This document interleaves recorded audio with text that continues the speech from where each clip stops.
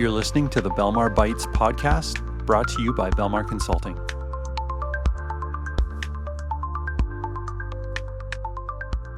Welcome back, everybody, to the Belmar Bites podcast. Matt, good to see you. This is the first conversation of at least the first one we recorded in 2026. So excited to be doing this again after a few weeks off over the holidays and as we march towards the end of 2025. But how you doing?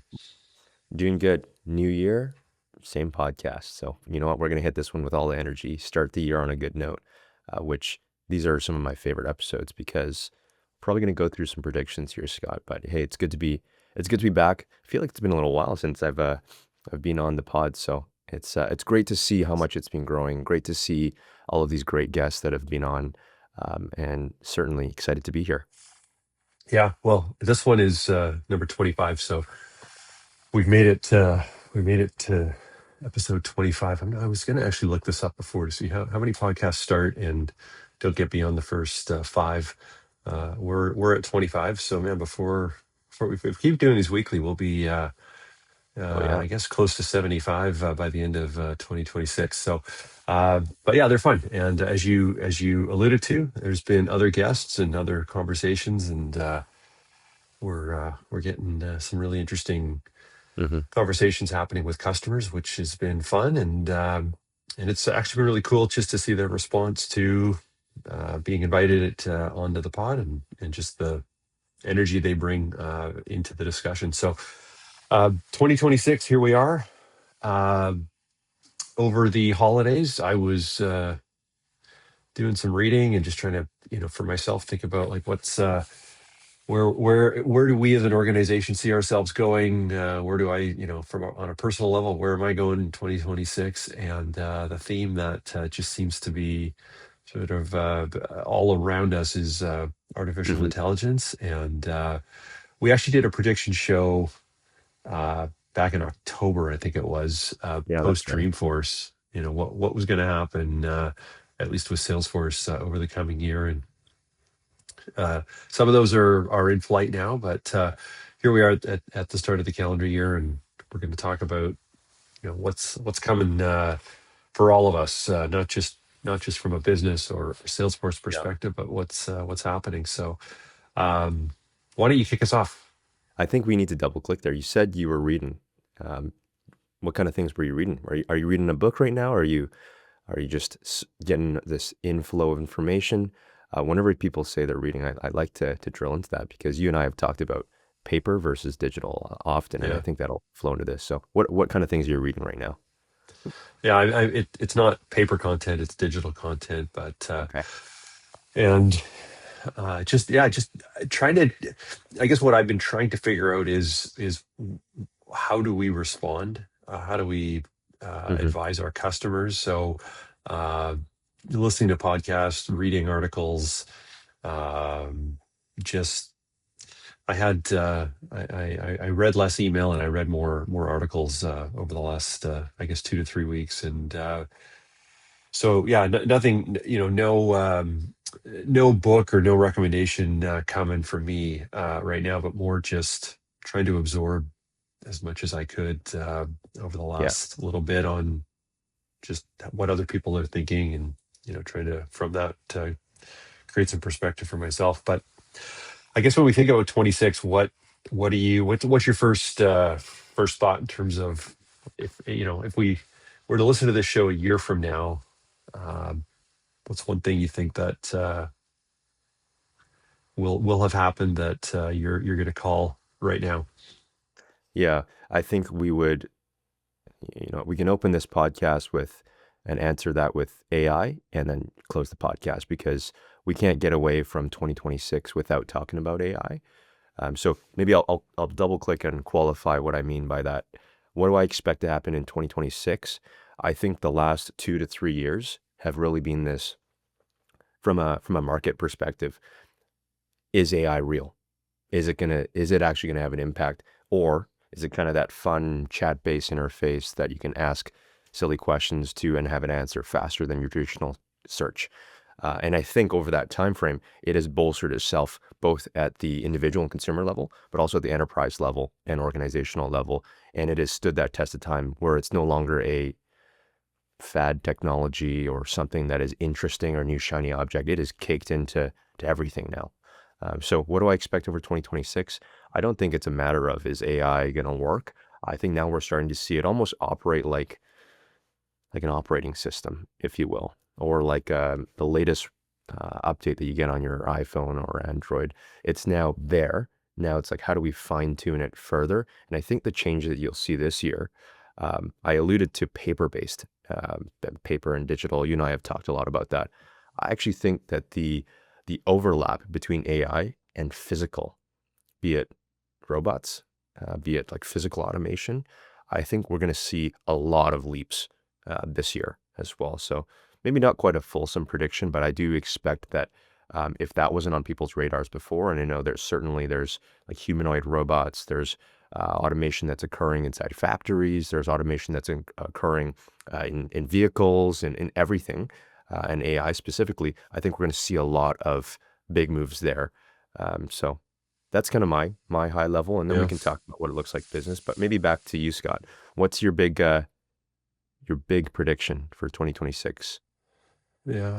I mean, I've one of the pieces of content that I consumed was an interview that Elon Musk did. Was yeah, an interview podcast. It was a long format. I think it was like 2.5 hour, and just talking about just the speed at which things progress. Kind of a year out from now.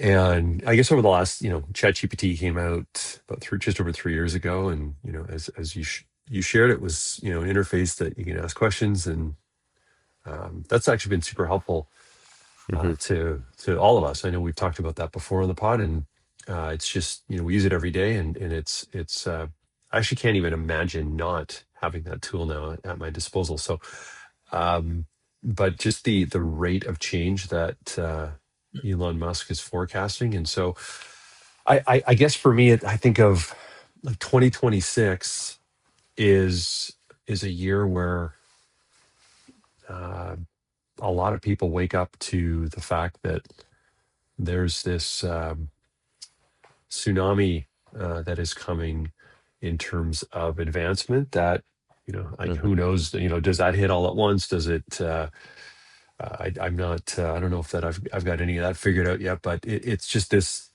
it feels like there's just this tidal wave that is about to hit shore, but you can't see it yet. But you'll get a view of it just before it hits, and then we'll be overwhelmed by this. But so I think for 2026, it's uh, it's people just really coming to grips with this is what we need to do within our Hmm. organization. And it's interesting. You read articles and listen to content about you had mentioned humanoid robots and sort of autonomous vehicles and autonomous factories. Um, the time horizons that are being talked about, they just seem so short to me that I just can't see how that is possible. Maybe it is, maybe it isn't. Who knows? But just based on history, like getting things changed that fast is like it's next to impossible. But the the appetite and more so just the necessity to adapt is going to be there. So, I mean, one idea that I was thinking about was just we provide a service that's attached to technology to enable organizations to do more with less, to be more efficient. But what's going to happen in these organizations sort of outside of this technology that we support? And I'm thinking a little bit about that, and these humanoid robots taking over manual and physical type jobs. I was one episode going back a few in talking to the CEO of the Calgary Food Bank. I was thinking about an organization like that. Like they move a lot of physical Yeah. product, and how does automation help that organization? And with that investment in automation, does that drive a better bottom line so that they can Mhm. buy more food, buy more, invest in more locations, get food out into communities that maybe they are underserved or they just couldn't serve economically before. You and I were recently in a Waymo in San Francisco. You think of, and I mean, there were some ideas that I know we talked about just, in conversation with customers while we were there about, kids getting delivered to school in an Uber or in a Waymo. And that's the concept that, I mean, my Yeah. kids are old enough that I don't have to worry about them getting to school anymore, but it just like how much that's changed. So it just, even if we think about the distribution of food within, our food bank customers, utilizing this self-driving automation, I think it really does open up an incredible number of new opportunities for these organizations to serve the community in ways that just were not economically possible before. Yeah. You referenced, I guess, overall people coming to grips or being comfortable with it as well. And you know what? It still surprises me how quickly one technology moves, but also actually how quickly people adapt to and adopt these new technologies. And the example that came to mind when you're referencing that was, I even think of something like the floppy disk back in the day. Floppy disk to CD to USB to cloud to Yeah. uploading things to Google Drive. And now I don't even remember the last time I plugged a USB into a computer. So just that continuum as well, that moved Yeah. fast, but it just over time you start to realize, oh hey, there's no more CD-ROM. Like you can't even put CDs in now, or you can't. There's not even any USB plugs into something outside for charging. So um, it yeah, it seems like, oh, how is that going to occur? Can this be really that far away? But time and time I've been proven wrong in just how quickly technology adapts and just people will get used to it. You even referenced using like a chat-based interface like ChatGPT, and even a couple of years ago, I would have just defaulted to Google everything. Now I don't. Now I plug it into some type of AI model that it just distills down. It's just so much more efficient, but also so much more value giving as well. So I don't have to scroll through six sponsored ads and whatnot. So, which just before I forget, that was a great episode that you had with Melissa from Calgary Food Bank. That was awesome. She's awesome, and I think that's a really cool and a real world example too. But yeah, Scott, appreciate you sharing your predictions. I'll go next, and we'll kind of bounce back and forth. And what else do we see happening? So AI, that has made its way on both of our number one on the list. I think something that will come up even further this year is security and trust.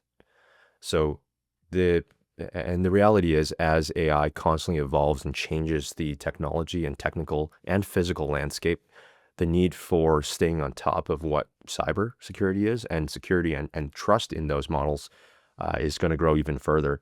I I contrast this to, I think it was maybe a previous FBI director. It's had a quote of, "It's not when you're going to get hacked, it's if you're going to. Sorry, it's not if you're going to get it, it's when you're going to get hacked." So Yeah. just like that, it's now totally changed. So I think attacks and whatnot are real and they're certainly going to evolve. But I think the necessity for cybersecurity is going to grow even further. And this trust layer is going to grow even further. It's going to be caked into that. And how I expect this to materialize both in organizations and businesses, I expect there to be a almost outsized investment in cybersecurity and protecting against that as well, because the landscape is constantly changing.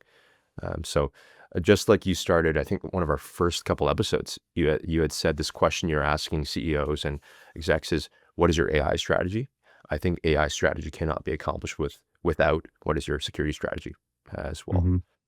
So that's kind of my prediction: security trust as it pertains and outsized investments on that in the AI space. What do you think? Yeah. Yeah. I mean, I certainly, security has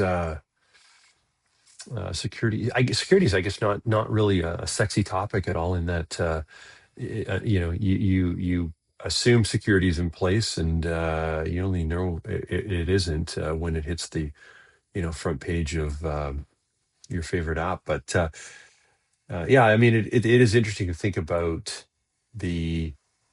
Let's put it this way: 2026, will people be more or less dependent on data than they were in 2025?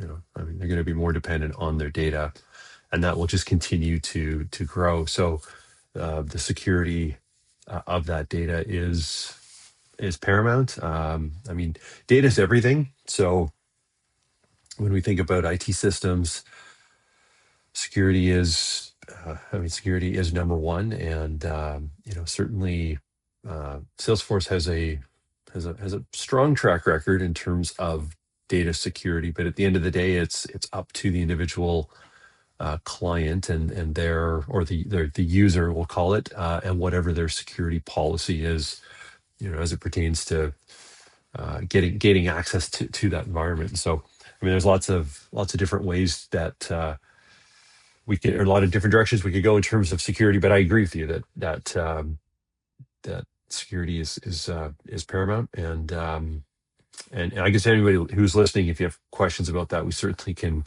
offer some opinion on what you can do to harden and secure your environment so that you are protecting your data, your clients' information, and your teams. Um, I guess I was, as we've been talking, I've been thinking about other use cases that may uh, open up. I guess that's one of the amazing things about technology. And I'll maybe reference a quick example. I was talking to a customer in the last couple of days about uh, they'd moved from an older system. They'd moved to Salesforce, going back, I guess, a couple of years ago. And we see this a lot, but most of our customers, we're just starting a project, they're so deep in the weeds they can't see a way out. And but it's interesting to get the perspective of a customer who's now a couple of years into using Salesforce, and the comment that they just see so many more opportunities ahead now that they're on Salesforce. And I guess that's such an interesting thing to me. And with technology and with the just not specifically Salesforce, but just the broader acceleration that we're seeing with AI, what opportunities that just aren't even in view today are going to Yeah. come into view in 2026. So that example I gave of using autonomous vehicles, maybe the first wave of that is using Uber, using Tesla, once they automate the fleet and make it available to Yeah. drop a package in the back seat and have it dropped off somewhere. Like, what else is going to come into view? Um, I think we've talked about this before, of tools like Slack being the front door. I think there's just going to be more automation around the processing of data and the like insights being pulled from that data and delivered to a user, be that a frontline user that needs information about a client they're working with, or an executive who's trying to make decisions about Mhm. some forward-looking things. And so I just think there's going to be more automation, and there's such a big opportunity for more automation around data and data prediction, or prediction using data. And I know this exists today, but it doesn't feel to me like it's pervasive. Where Yeah. so I'm calling that in 26 as something that is going to happen, where there's just going to, and it'll likely be someone like a Salesforce that just continues to push the boundaries in terms of delivering high quality information back to their customers through automation. And if this does happen, which I think it is going to happen, it's going to be really exciting, because it just means you're in the tool less, working to find information, and the tool is now working for you, and it's delivering information and insight that previously just would have taken a lot of effort to go and find. Yeah. It's a good point that you bring up. I when you share just like delivering the insights, I think something else that will functionally change um, is the expectations that individuals, executives, consumers, end users have of technology. I think the expectations are just going to go that much higher. And I think of this as, when's the last time you've been to a website and it's taken over 10 seconds to load on that website? And you've probably bounced off that website before it's even loaded. But I even think of just that like expectation that one, a website's going to operate a certain way, buttons are going to be of a certain color, the design is going to be of a certain orientation, but also the speed and performance is going to be of a certain expectation factor. And that is very different than what it was 5 years ago, 10 years ago, 15 years ago. So same Yeah. with AI. I mean, the insights, they can be had and they will be had, and the ability to do this so much faster, all that's going to do is just ratchet up that high water mark of, okay, this is what I expect. And I expect this level of detail, this level of granularity, but also this level of accuracy this much faster. So Yeah. expectations, I think, are going up, which then is going to put even more onus on organizations, especially when they're integrating AI into this, to make sure that whatever insights are coming out can be trusted. I don't think it's going to be a matter of building I read this somewhere actually, viewing data integration as building plumbing or building the piping. I think it's going to be switched. The way that it's thought of in the mind is going to be less of a plumbing and less of a piping and building that out to, well, how can I get this answer and how can I get this answer faster? Because that piping and that plumbing is just commonplace. That should already exist. And now it's going to be, how quickly can you tell me where 30% of my revenue is going to come from for the next year? Like these kind of pointed questions, almost kind of what business intelligence was doing prior to. It's like that's just going to be an expectation. So I think this presents a really unique opportunity for Salesforce, for partners, and for a partner like ourselves as well, in that AI is not a set and forget. Same with the CRM. It's not a set and forget model Yeah. where it will learn. But as you've heard, AI has hallucinations, it drifts, there's bias. It's going to be your job to make sure you're maintaining what the KPIs should be, what the thresholds should be, and steering it back in the right direction. I would say we're going to start to see it learn even faster, but it still needs that human push in the whatever direction it is, so it can train off the right basis as well. And that kind of goes to my last prediction here, which just I'd be remiss if I didn't talk about Salesforce and what Salesforce's kind of goals will be for 2026 and where I expect them to take this. Agentforce, their kind of premium product as it pertains to AI, has taken a big jump and leap over the last year and even further. I mean, you and I were at Dreamforce I think that was in October last year. October. Yeah. And I think every single thing that we saw was in some capacity Agentforce related. New product offerings. We actually had an Agentforce prediction episode as well.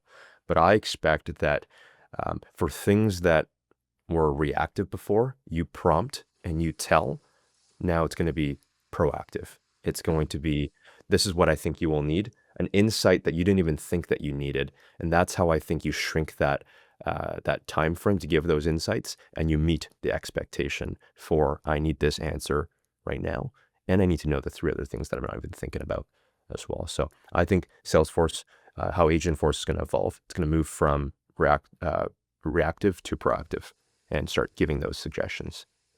Yeah. Yeah. Yeah. No, it's an exciting time to be alive. It is.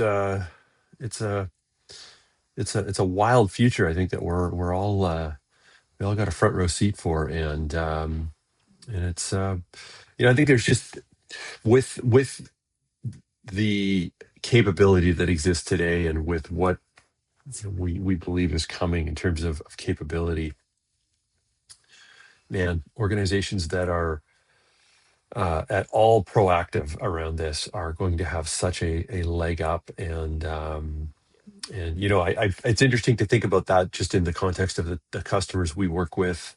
We have worked with some very large organizations, but the largest cohort of customers we work with, sit below that enterprise level, and many make significant investment, others don't, and it's if there was ever a time to do this, it is certainly now, because I think for many, if they're not doing it, like there's such a I think the speed at which those who have already done it or who are engaging in this now to go and solve these business challenges through technology, enable Hmm. them, equip themselves, enable them to for the future. Um, I think that with this rate of acceleration that we're going to see, they're going to just be leaps and bounds ahead of their competitors. So it's an exciting time. We think back, Matt, to uh, you know prior to say 2020, say 2019. We'll go with 2019. They're like the market that we're in was very robust, but along came the pandemic, and man, it pulled all of this work forward. Everybody accelerated. And then there's Yeah. been this bit of a cooling off in terms of just they made investments, and they weren't looking to make future investment. But now this next wave, which it's only 5 years removed Yeah. from that last Crazy. acceleration. It could be very interesting to see just what our customers need to do to keep up and to win. So it's going to be fun to be part of it and see these organizations really thrive. So that's all I got for 2026 predictions. I think these, both you and I are aligned. These are bigger, broader bets that are being made, and they all point back to AI, and it's going to be exciting to watch it unfold. So I think we'll wrap on that. Thanks everybody Great. for tuning in, and catch us on our next one. And as Matt had shared earlier, we've got customers. Just other industry experts that we're talking to. So if you're watching this and you've enjoyed it, tune into other ones. We've got lots of other exciting content that we're doing. So thanks for joining us today. All right. Thanks, Scott. This has been another episode of Belmar Bites, brought to you by Belmar Consulting. You can follow us on Apple, Spotify, YouTube, or on our website at belmarcloud.com.